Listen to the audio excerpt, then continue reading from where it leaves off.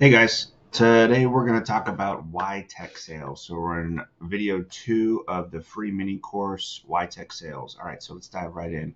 In short, the biggest reason why tech sales is valuable is because what it will make of you when you pursue mastery in it. If you could pursue mastery in all kinds of different things, tech sales is one of the most valuable things you can pursue mastery in, and we're going to talk about that in a second. But it's the skills that make tech sales such a valuable career path. Okay, so I'm going to illustrate this with two different stories here, or analogies. First, I'm going to dive into this idea of 5 buckets. I'm going to make this video available to you so you can go watch this. This is Stephen Bartlett talking about what the 5 buckets are, but I'm going to go through here and explain it to you. All right, so here are the 5 buckets. Bucket number 1 is what you know, your knowledge. Bucket number 2, what you can do, your skills. Bucket number 3, who you know, your network. Bucket number 4, what you have, your resources. And bucket number 5 is what the world thinks of you or your reputation.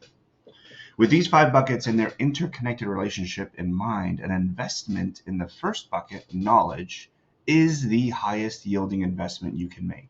Because when that knowledge is applied, it becomes a skill. And it inevitably cascades to fill your remaining buckets. If you truly understand this, you'll understand that a job that pays you slightly more cash or resources, but gives you far less knowledge and fewer skills is actually a lower paying job. I'll say that again. If you truly understand this, you'll understand that a job that pays you slightly more cash, resources, but gives you far less knowledge and fewer skills, it is a lower paying job. There are only 2 buckets that any professional earthquake can ever empty. It can take away your network, it can take away your resources, it can even impact your reputation. But a professional earthquake can never remove your knowledge and it can never unlearn your skills. The first 2 buckets are your longevity, your foundation, and the clearest predictor of your future. Those who hoard gold have riches for a moment. Those who hoard knowledge and skills have riches for a lifetime. True prosperity is what you know and what you can do. So a couple ideas here. Think of the richest people we know in the world: Warren Buffett, Elon Musk, Grant Cardone, whatever. Super successful rich people. If you took away every single dime they had, all their assets, all their money, what would they do? They'd just go make the money again. Why? Because the money itself isn't exactly what's valuable. It's the skills that are valuable because it enables you to go do the thing again, make the money again, win the championship again, grow the business again. It's the skills, right? The knowledge applied. The skills are what's valuable, all right? So as we consider different careers, we should be asking ourselves, what are the skills I'm getting? And I'm going to say this in a different way here in a second. So let's move on to the second thing. These are the 5 buckets. Again, I'd encourage you to go download this document, and you're going to get access to the YouTube video here. Next is goals. Oh, this is a good one. This is a good one, people. Goals. Jim Rohn. If you don't know Jim Rohn, old school guy. I don't know, man. I think he's around like the 80s and stuff, but he's just solid human. Talks a lot about success. Really, he was a student of success. And he just studied success. He studied successful people and how to become successful. And he started to string together some consistent themes he saw as he looked at different successful people. So he says, when it comes to goal setting, he says, set a goal of becoming a millionaire because of what it will make of you to achieve it. Not because of the money you will make, not because of the riches you will surely have by becoming a millionaire, but because of what it will force you, it will require you to become. Things like discipline, good communicator, great leadership, empathy, business acumen, and so on. These are the things you must acquire, the skills you must acquire to become a millionaire.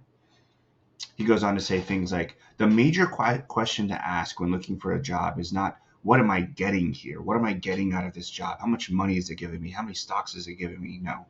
What you should be asking is, what am I becoming? As I do the work, what am I turning into? Who am I becoming? Right? He goes on to say, go where the pressure is on, to grow, to develop, to change, to read, to study, to develop skills. Again, here it is again, the skills. So we got Stephen Bartlett talking about skills. We got Jim Rohn talking about skills. I could go on and on. All these people talk about skills. He goes on to say, well, some guy says, well, I don't really need much. I don't really need skills. That's fine. But then don't expect to become much. Don't expect much out of yourself or much out of others. Don't expect to lead others, to inspire others, to change others. Those who don't need much, shouldn't expect much. Unhappiness starts with doing a little less than you can, doing a little less than you know you should be, and letting that infection, it really is an infection. It's a mindset of mediocrity, of entitlement, or apathy that starts to sink in. I talk a lot about the integrity gap in the arena program. So the integrity gap is, this is what we should be doing, and this is what we're actually doing. And there's this gap, right? There's this gap between what we should be doing and what we're actually doing. And the idea is we want to close this gap. And there's a lot of studies that have gone into this idea of this integrity gap, and how this is where inadequacy comes from. The idea of unhappiness starts to sink in when we do less than we know we should, less than we know we can. All right. It starts with a thought, right? Before you know it, you've gone and done things you never wanted to do. You've become someone you never wanted to become. So thoughts are important. Set a goal to become a millionaire because of what it will require of you to achieve it. So why tech sales? Why is tech sales one of the best paths to gaining great skills? All right, so why tech sales? Because of what it will make of you when you pursue mastery in it. All right, so no other career path pretty much lets anyone in.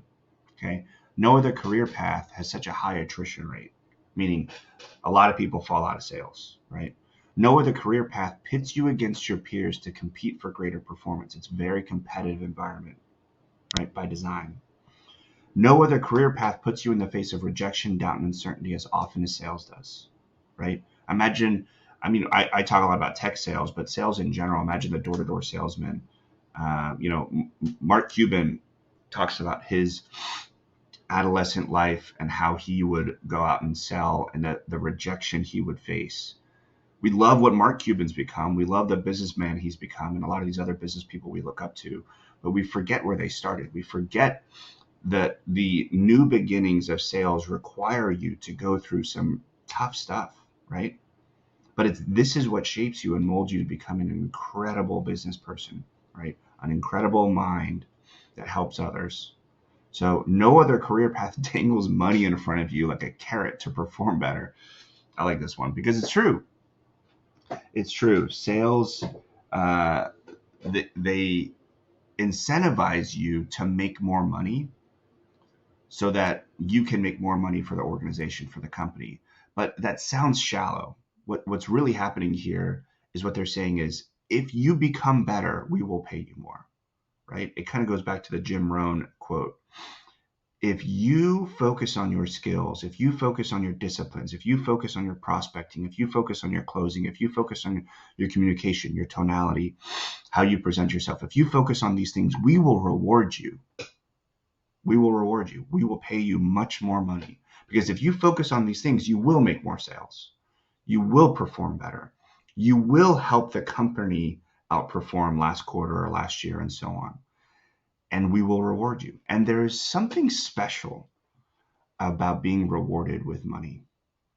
For those of you that don't know what it feels like, especially if you're coming straight out of the military, it's a really cool feeling to work really, really hard and then be compensated extra on top of your salary for that performance, for that work.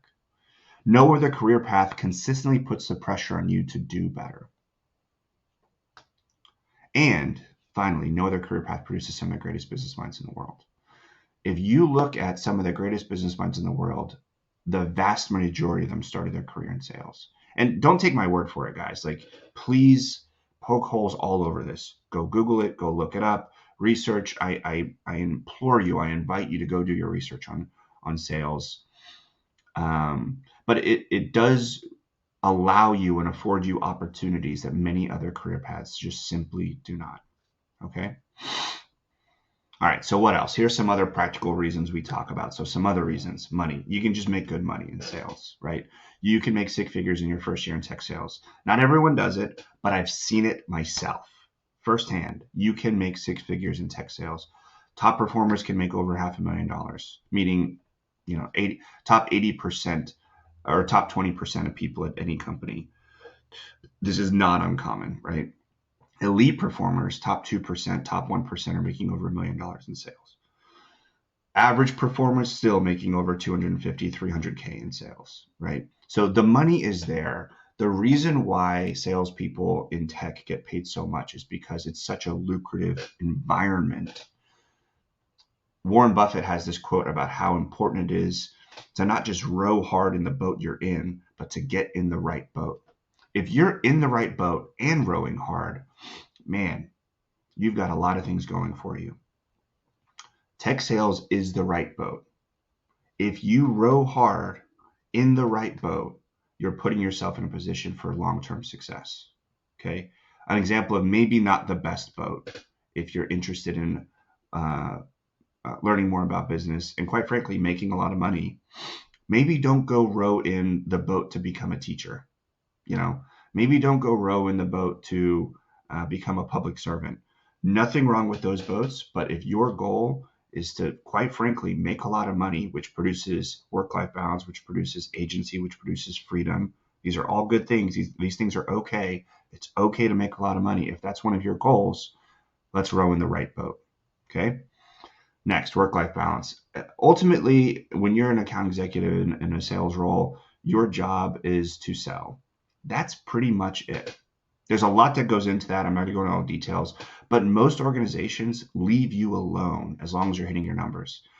I mean, I can't tell you how many times it'd be Thursday afternoon and my wife would say, "Hey, do you want to, take a long weekend and go, to wine country?" Yeah. And I would just take tomorrow off. I would just take Friday off. If I had any meetings I had to move, I'd move them or I'd cancel them. Or if there were some meetings I just couldn't move, I would take them from the road. But a lot of times I had the freedom to just take time off, go spend an afternoon with the kids, take a week off to go to the lake house. So work-life balance is there. The thing is, you have to be doing your part. You have to be selling and you have to be hitting your sales numbers. Okay. Agency.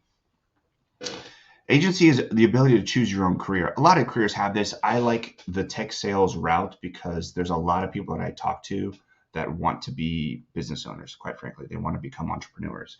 And I don't think there's a better career path that exists in the world for you to become an entrepreneur than tech sales. I should have one of those signs where I'm sitting out in a chair and there's like a folded table and I have that sign that says, "Convince me that tech sales isn't the best career path to become an entrepreneur. Prove me wrong." So these are some other, you can read these. These are some other examples or things you can do with your career. But to become an entrepreneur, what it does is one of the things you have to be good at if you become an entrepreneur is sales. When you start your first company, your small business, one of the first things you have to do is start to generate revenue. I don't care if you have to sell people on the idea of investing in you, or you have to actually go sell customers yourself, or maybe you have to sell someone on joining your team to sell on your behalf. You must learn how to sell if you want to be a small business owner.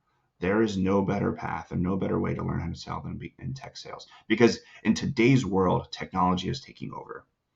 It just is. It's becoming such an important part of the way businesses are run. In order to be good at sales, let's pick the right boat in the sales world, which is tech sales. Competitive environment. We talked about this a little bit earlier, but there is something special about having living in a competitive environment on a consistent basis. Every single day you can see where you stand on the leaderboard. This environment literally pushes you to be better. It just does. You will be better the longer you stay in a competitive environment. All right, so these are some areas. I'm sure there's more about the why tech sales. These are some things that I thought were most compelling, most important as I consider the people that I talk to on a frequent basis and then why I got in. And I'm so glad that I did. I'll just close with this. I now run the arena full time. Founder, CEO, 100% owner of the arena. I would not be able to start and launch the arena literally from scratch if it wasn't for the skills that I learned in my tech sales career. I would really struggle. I would really struggle. All right. That's all I got. See ya.